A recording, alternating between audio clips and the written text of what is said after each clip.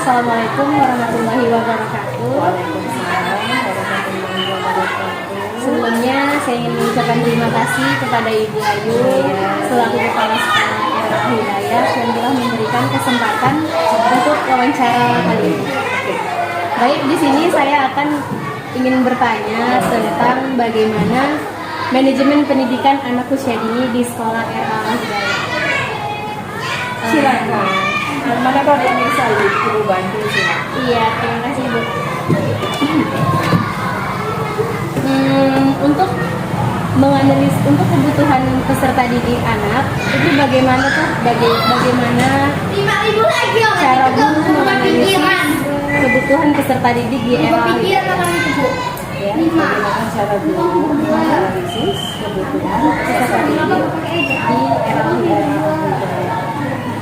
ya, untuk tingkat RA ataupun PAUD biasanya kebutuhan anak itu siswa tersebut itu biasanya dari segi yang pertama dia adalah dari tulis awalnya, ya kan, dia lancar menulis, dia bisa berhitung di awalnya, seperti itulah yang tingkat-tingkat dasar bisa dia seperti sekali hitung ya Bu.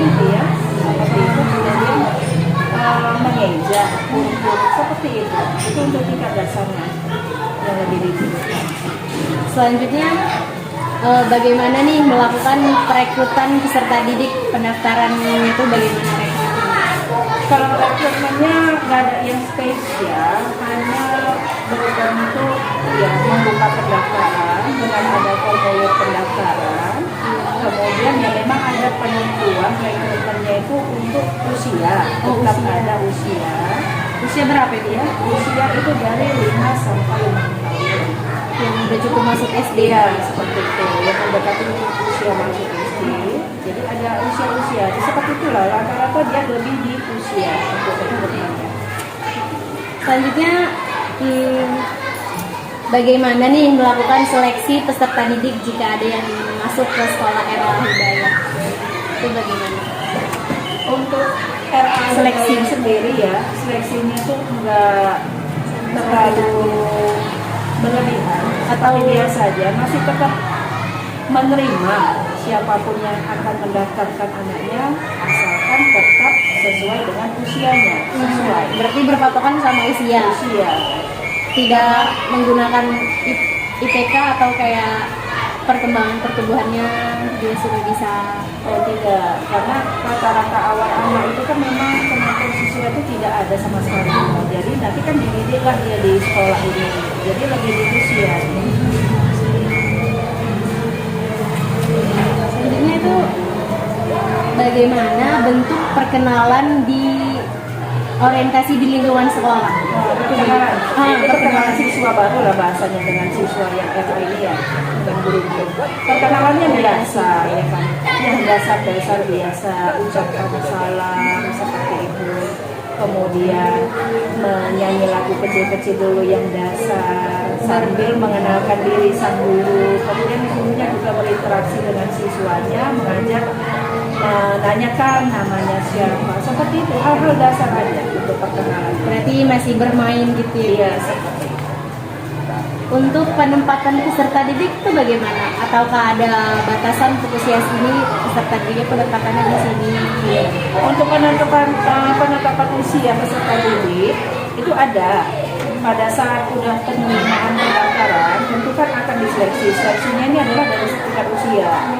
Karena untuk tingkat ini ada lokal A dan lokal B. Jadi berdasarkan usia. Kalau misalnya dia usianya 4 sampai 5 tahun, itu bisa dia di lokal B. Kalau misalnya usianya berapa, B bisa dia di lokal A. Berarti di bawah 5 untuk lokal B, yang belum masuk SD lokal A. Baik. Untuk bagaimana tuh pencatatan dan pelaporan peserta didik? Apakah ada buku catatan pribadi, buku siswa, koreper, dan buku daftar hadir? Untuk catatan peserta didik itu ada. Pertama dia bertentukan catatan itu yang awal pasti formulir, formulir pendaftaran. Kemudian dipindahkan dalam bentuk buku info data siswa itu secara administrasi sekolah, lalu nanti dipindahkan dia ke Indo seperti itu. Berarti jadi gabung gitu ya Bu ya? Kalau buku itu kan dia lengkap satu bukunya. Buku utama seperti itu. Nah, untuk pembinaan peserta didik, itu apa saja layanan yang disediakan oleh sekolah terkait untuk mengembangkan tumbuh kembang anak? Seperti layanan kesehatan, layanan kantin, ada layanan apa saja di sekolah? Kalau kesehatan dia lebih banyak kalau peserta didik untuk tingkat RA dia banyak. Kami hanya pengenalan, kemudian dia ada ukur tinggi badan, ya kan? Berat badan.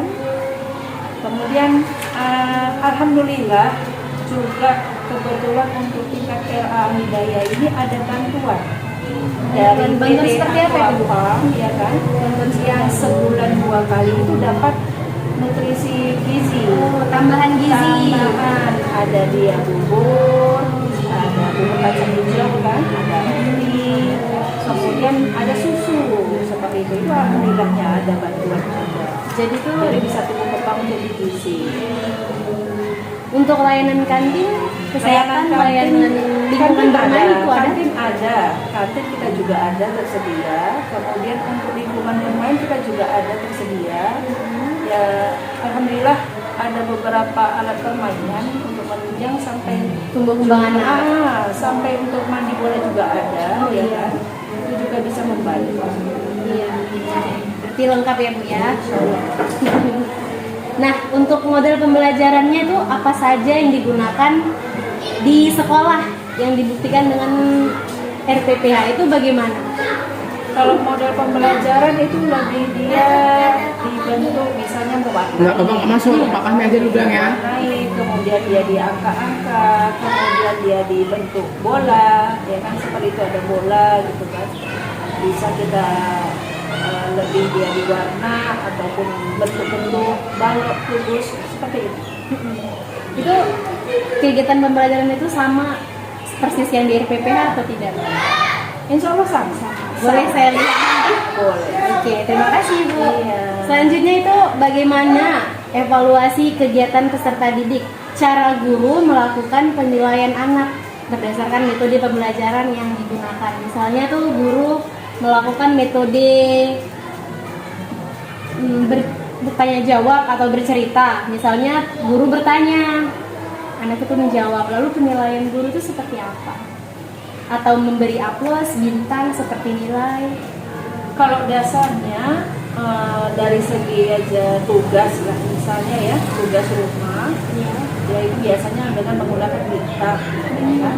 Ya tetap aplaus dengan aplaus tepuk tangan ataupun bentuk jas tangan itu tetap ya, karena itu juga suatu penilaian untuk membangun motivasi siswa tersebut, ya.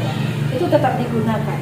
Jadi untuk penilaian itu tidak hanya bentuk angka ataupun bintang. Berarti berbagai macam. Iya, bentuk aplaus dengan ataupun casan dengan guru beserta muridnya itu juga bentuk penilaian. Rasanya dia berhasil. Untuk sekarang itu lagi pakai tema apa ya? Maksudnya Yang digunakan sekarang binatang atau seperti itu bisa. Maksudnya tema untuk iya pelajaran. misalnya tadi kalau hari ini misalnya mewarnai gitu kan.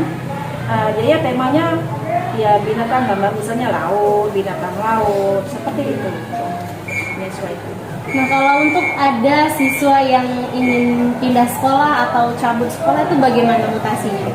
Kalau siswa mau pindah sekolah, itu biasanya dia meminta surat keterangan, ya. Kemudian surat keterangan seperti itu diberikan mau kemana tujuannya. Seperti itu kemudian dikeluarkan dananya dari data emisi. Gitu. Jadi untuk era Lidah ini bisa direkomendasikan, sangat lengkap untuk kebutuhan layanan sekolahnya. Oke, terima kasih banyak ya Bu. Ya, terima kasih sudah bisa membantu. Iya.